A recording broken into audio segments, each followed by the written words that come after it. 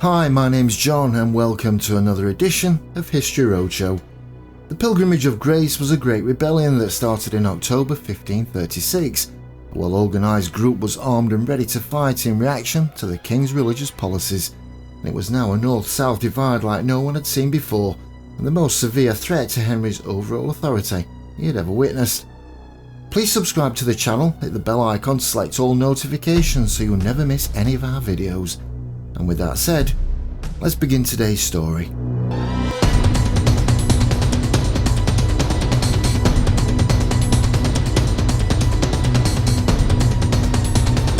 Work began fast. Greenwich was turned into a workshop where armourers would now be creating and fixing armour that had been stowed away. But as time went by, Henry realised that his force was not enough to take the rebels down. Henry needed time, and instead of initial warfare, Henry went with a more conciliatory note of caution. He sent both Norfolk and Suffolk north with a small army. All this confusion would once again mean the postponement of his Queen Jane Seymour's coronation. Henry was clever and wily like an old fox. Most of the lords rallied for the crown at court, insisting that the rebels up north were mainly demonstrators rather than fighters. Henry told Norfolk to dangle a carrot in front of them, saying the Queen's coronation would take place in York and that all of them would due a royal pardon. It was of course nonsense, and one in which Henry had no intention of carrying out. Henry would await word while residing at Windsor. Until this point, the king's advisors had urged him to take things gently, not oppressing the rebels any more than necessary. At Christmas, Henry offered a hand of friendship to one man, Robert Aske. He was one of the leaders of this rebellion. Reluctantly, Robert accepted the invite to London to spend Christmas with the monarch. You could say Henry was lulling him into a false sense of security. Christmas time that year was the usual celebration, the worries of rebels now placed on the back burner, at least for the foreseeable future. The only bad news for the royal couple and the court was that Jane's father, Sir John Seymour, had passed away on the 21st of December at Wolfhall. But to cheer everyone up on New Year's Day, both of the king's daughters had arrived at court. Aske returned north trying to convince his factions that Henry was on their side and agreed with much of their beliefs. However, distrust and anger continued, and yet another disorderly demonstration broke out in Yorkshire. Henry was now ready, the talking was over, and only one word Henry could think about now was vengeance. Henry imposed martial law across the rebel lands, and it was left to Norfolk and Suffolk to head north once again. It was now a time when actions would speak louder than words. Henry was raging, and news he received only fueled this more. He had heard that Reginald Pole, his cousin, had accepted a cardinal hat from the Pope. Not just this, but Reginald had also published a scathing attack on the king, condemning Henry as a heretic and adulterer. The Pope had also heard enough of Henry and had appointed Reginald to coordinate a European offensive against the English king while he was still occupied with the ongoing rebellion. This was treason, and now uppermost in the king's mind. It was Cromwell who had warned Henry that the likes of Lady Salisbury and the Exeters, along with other Conservative members, were now against him. A danger that on the surface looked credible. By the end of January, Henry saw the light. Well, it appeared that God was at last on his side when his wife Jane revealed she was pregnant. Her coronation was cancelled, but indefinitely this time. Henry wanted Jane placed into care away from any unwanted stress that could burden her pregnancy. The Pilgrimage of Grace was over by spring, but not without bloodshed. It ended with 200 rebels, including Robert Aske, executed. For Henry, his power had never been more telling.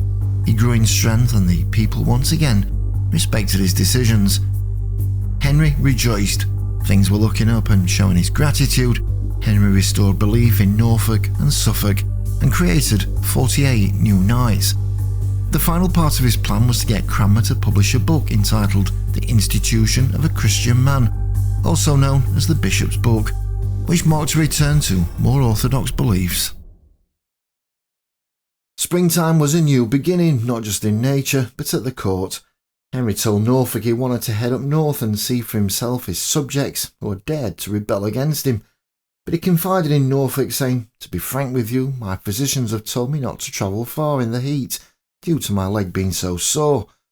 Henry was having a further recurrence of the septic wound on his leg, but the pain had now spread to both legs and would undoubtedly confine his mobility, along with increased weight gain.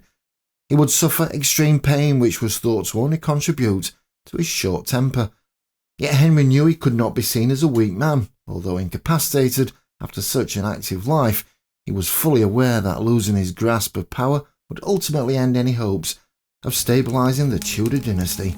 His lack of movement now postponed many tours he would have naturally taken on as king. He would be in his quarters trying to hold together his plans with the reliance on others to do all the work. And only one man could keep the king happy when the pain set in. This was his fool, Will Somers. Spirits were always high when Will was around, and it's pretty remarkable the friendship these two extraordinary men had with each other. They were like chalk and cheese, but still maintained their bond.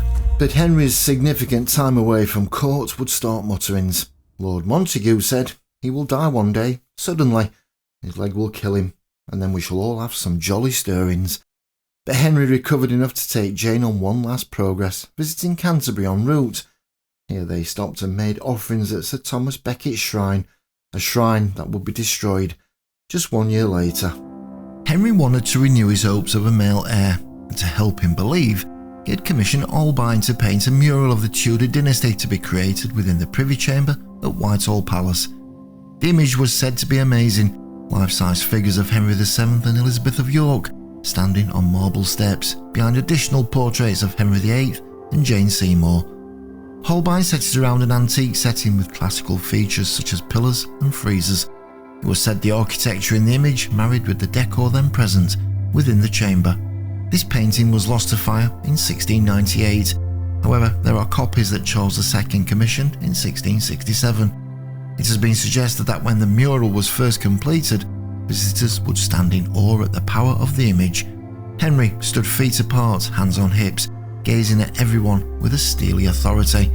It was the first English state portrait, and a tradition that would continue through to the modern day. The Queen's pregnancy continued as usual, and Jane showed no abnormalities. Jane would still be out and about, appearing at Hampton Court and St Paul's, but by June another outbreak of the plague would suffocate London. The royals moved to Windsor. Henry was desperate to keep anyone from London approaching the castle, and with hundreds of people dying every week, the situation was dire.